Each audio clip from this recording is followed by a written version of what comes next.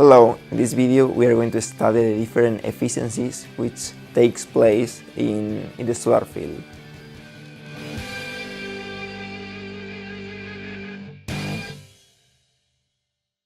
Throughout this video we are going to study the different efficiencies which take place in the solar field. First, the thermal efficiency, optical efficiency, and geometric efficiency, the design point, and last, the overall performance in the solar field. First, it must be defined what is the design point. The design point is the set of features in which our equipment in a PTCSP plant they are going to based on. The design point is based on the radiation at a given temperature and a given period. The most used design point is in 21st of June for the northern hemisphere or 21st of December in the southern hemisphere, because the irradiance is going to be the maximum, and at 12 o'clock because is the period which is called noon, that is the incidence angle is maximum, and the temperature more or less is 25 Celsius degrees. For example, in Spain, in northern hemisphere, common values are from 800 to 1000 watts per square meter, and a common value in power loop is 1.57 megawatts. As we know from previous units, the solar radiation is going to hit in the parabolic trough, in the reflecting mirror. This solar radiation is going to be reflected into the observer tube, and in the observer tube, this solar radiation is going to be transformed into thermal energy. So first, we must have a receiver area, which is the area responsible to absorb this solar radiation. The more receiver area, we are going to obtain more solar radiation. However, we must understand that the receiver area in the solar field is not going to be the same as the total area, because we are going to have some space between line, as we saw in the previous lesson, and the solar field is in a H shape, and the reflecting mirrors just occupy over 40% of the total land in the solar field. So for a solar thermal power plant, each hectare of land represents only 0.27 hectares of receiver area. For example, here we can see an example of parabolic trough. Here is the observer tube along this line with a L length, and the captation area, that is the receiver area, is going to be more or less the same that this area, if this angle is more or less 0. On the other hand, we can see here a real parabolic trough, because here this area is defined as the captation area, whilst in this example the captation area is the projection.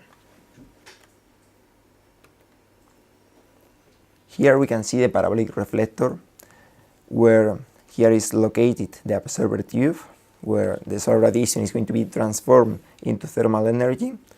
The opening angle, phi, which is the angle between the straight line, the aperture width, and the observer tube. The acceptance angle, which is the angle between both solar rays, and the outside diameter of the observer tube. Now we must define what is the solar multiple. Solar multiple is based on two parameters: instant power and power at the design point. What is the instant power? Instant power is the absorber irradiance, that is in watts per meter square, multiplied by the solar field area in meter square. So the multiple between two terms are going to be watts, and the overall performance in the solar field. So is the instantaneous power that the solar field is producing. On the other hand, we have power at the design point. This is the total irradiation throughout the day at a given design point. This is with a given radiation, with a given temperature, with a given pressure, and other terms, multiplied by the solar field performance, the overall solar field performance. So we are going to obtain units of energy, not power, because as we saw in the unit 1.2, the difference between power and energy is that energy is the sum of powers for a given period. So the concept of the solar multiple is the relationship between the power delivered by the solar field divided by the power consumed by the power block. Here we can see the formula. This is the power delivered by the solar field at the design point, the power consumed in the power block, and here is the thermal power consumed in the power block, which can be defined as this: the electrical power produced divided by the performance in the turbine. For example, in our case, in a PT-CSP plant, the solar multiple is more or less 1.1 to 1.5, although it depends if our PT-CSP plant has a thermal storage or not. If this plant has a thermal storage, the solar multiple is going to be more or less 2, and the loops are going to be increased because we need to increase the number of loops because of lack of radiation and other concepts, as we studied in previous lessons. Now we must define the different kinds of losses. First, we are going to have geometric losses. Geometric losses are the losses due to the movement of the sun throughout the year. So it's going to repercute in the incidence angle. It's not going to be zero always. For example, here we can see that in winter solstice the angle is 25 degrees. In equinox is higher, and in summer solstice is higher too, with an angle of 75 degrees. So the incidence angle is going to be lower in summer solstice than in winter solstice. Here we can see the Earth, and this is the circle. In equinox, the number of hours of day and night are the same. Whilst in summer solstice, as we can see here, this is the horizontal plane, and this we are in the northern hemisphere, for example, and this is the number of hours of day, whilst this is the number of hours of night. So the number of hours of sunny hours are higher than the number of night hours. And in winter, this concept is the opposite. So it represents the movement of the sun throughout the year. And the consequences of geometric losses are pretty obvious. The incidence angle is not going to be zero always. So the cosine of an angle which is not zero is not going to be 1. And the corrected DNI, that is, corrected direct normal irradiance, is not going to be the same that direct normal irradiance. Here, for example, we can see a lot of rays. As we know, we are not receiving just a ray, we are receiving a lot of rays in our parabolic trough, and they are being reflected into the observer tube. Finally, we can see here the different formulas. Here is the corrected DNI, which is equal to DNI multiplied by the cosine of the incidence angle. Now we must continue with different parameters in this overall geometric optical performance. Gamma is equal to the ratio of the direct normal irradiance divided by the maximum direct normal irradiance. So if the maximum direct normal irradiance is in summer solstice in northern hemisphere in 21st of June, always gamma is not going to be 1 if we are not in this day. Tau, which is the transmittance, this is the effectiveness in transmitting radiant energy in a surface. In this case, we are going to have this transmittance parameter in the observer glass cover.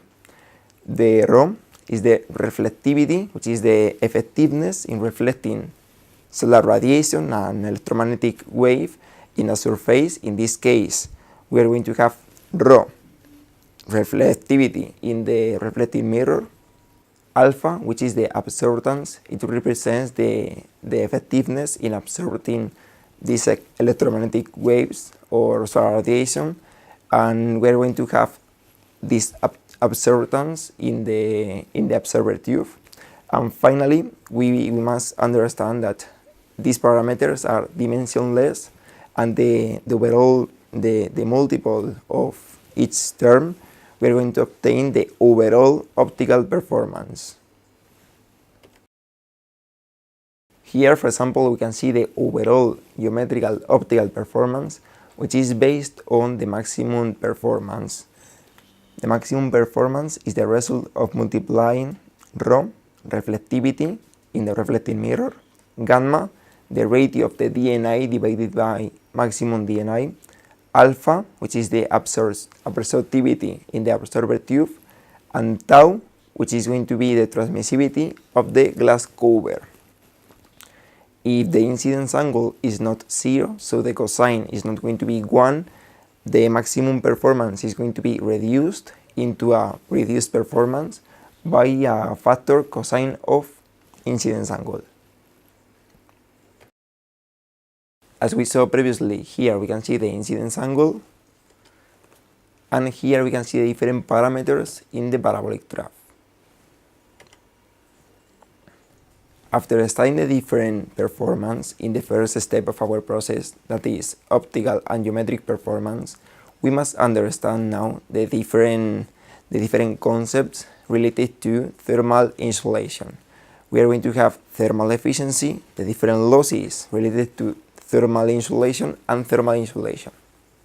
Thermal performance is the ratio of the amount of energy which is efficiently transformed into thermal energy divided by the incident solar radiation in the observer tube. We are going to have here, as we can see, some heat which is absorbed by the HTF in the pipe, by conduction and convection, and by radiation. We are going to have some losses due to radiation and convection, and this is a weird case because here we are receiving some heat from the ambient. However, our pipe also, either if this pipe is the cold pipe or is the hot pipe, they are going to be hotter than the ambient. So we are not going to receive never the heat from the ambient. Let's see now what is heat insulation. As we saw in the unit 3.3, that is solar field in the PT-CSP plan, one of the sensible points in our overall plan is the freezing temperature of the fluid. In this case, the authentic mixture, the freezing point is 12 degrees. For example, in Spain, the average temperature is more or less 20 degrees, but at night it's possible to reach these 12 degrees or below. So we must ensure that the HTF doesn't reach this temperature. However, it is not possible to add electrical resistance along the pipe because the cost is going to be very expensive. So we must locate other techniques. In this case, the main technique is heat insulation, and heat insulation is going to be based on 4 main techniques. The first main technique is rock wool.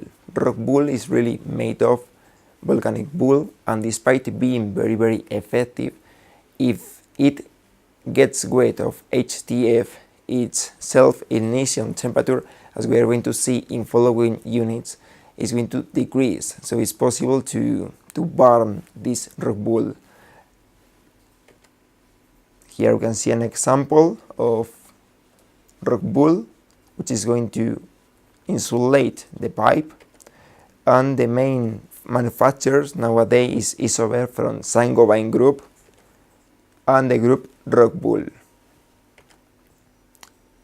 The second main technique is crystalline silicate, which is very resistant, rigid, and it has a low thermal conductivity. However, it's excellent for boilers, but is not very, very good for pipes. The third main technique is microporous insulation. Microporous insulation is based on the compact powers or fibers. It has a very low thermal conductivity, and it may contain reflective material to reduce heat loss by radiation. Here we can see an example of silicate, crystalline silicate, and here an example of micropore insulation, although the main defect is that this is very expensive. And the last technique in heat insulation is cellular glass. Cellular glass is made of glass powder, and it is obtained after fusing vitreous dust. However, it is very expensive, equal to the micropore insulation, so really many plants are setting up the rock wool, although we have the defect that if rock wool gets wet of HTF, its self-ignition point is going to decrease. To finish this unit, we must see what is overall performance in the solar field. The overall performance in the solar field is the result of multiplying the overall optical geometrical performance multiplied by the thermal performance, because we are going to have some losses, some geometric losses, optical losses, and thermal losses. Common values are, for example, optical geometrical performance, this is 78%, thermal performance 72%, and the overall performance is going to be 56%. So, of 10 megawatts absorbed by the solar field, 56 megawatts are going to support the turbine in the power block. Here we can see the different losses and the overall performance, and here we can see the formula. The overall solar field performance is equal to geometric performance, optical performance, which usually both terms are grouped, and thermal performance. So finally, you have successfully finished this unit.